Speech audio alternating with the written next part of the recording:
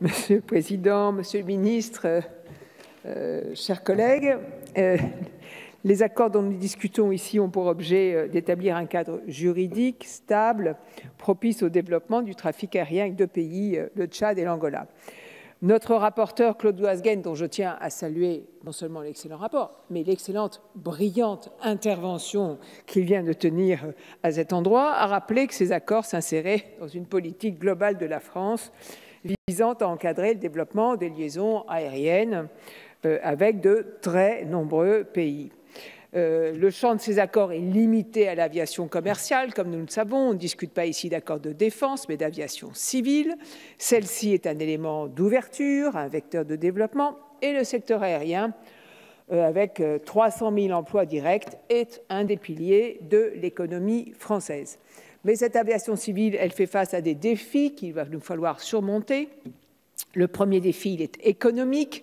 Ce secteur est soumis à une forte concurrence. Je ne reviendrai pas sur la question. Claude Loazguène en a largement parlé dans son rapport. Le deuxième défi touche à la question de sécurité. La sûreté aérienne requiert évidemment un effort de tous, associant tous les acteurs de l'aviation dans l'ensemble des pays.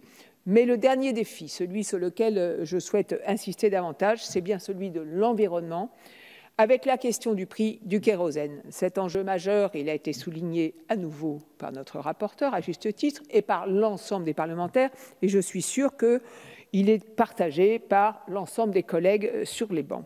L'aviation représente près de 3% des émissions de gaz à effet de serre à l'échelon mondial. C'est une proportion en très nette augmentation. Pourtant, le kérosène ne fait l'objet d'aucune taxation. Ceci n'est conforme ni à la justice fiscale, ni à notre volonté commune de lutter contre le réchauffement climatique. Le gouvernement a annoncé à l'issue du Conseil de défense écologique de juillet dernier vouloir corriger cette anomalie par la mise en place en 2020 d'une écotaxe sur les billets d'avion au départ de la France métropolitaine. La France rejoint ainsi le Royaume-Uni, l'Allemagne, l'Autriche, la Suède ou encore la Norvège dans le groupe des pays européens ayant adopté une taxation sur le kérosène.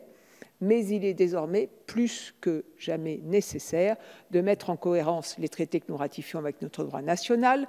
Il nous faut donc travailler à un accord avec l'ensemble des pays membres de l'Organisation de l'aviation civile internationale pour mettre fin à l'exemption fiscale générale sur le carburant aéronautique et mieux intégrer l'urgence écologique dans les priorités du secteur aérien. Il s'agit certes là, Monsieur le ministre, d'un travail de longue haleine, mais ce travail est nécessaire. Le secteur aérien doit contribuer à sa juste place et dans une juste mesure à la lutte contre le réchauffement climatique. À nous, la France, d'agir en ce sens. Je vous remercie.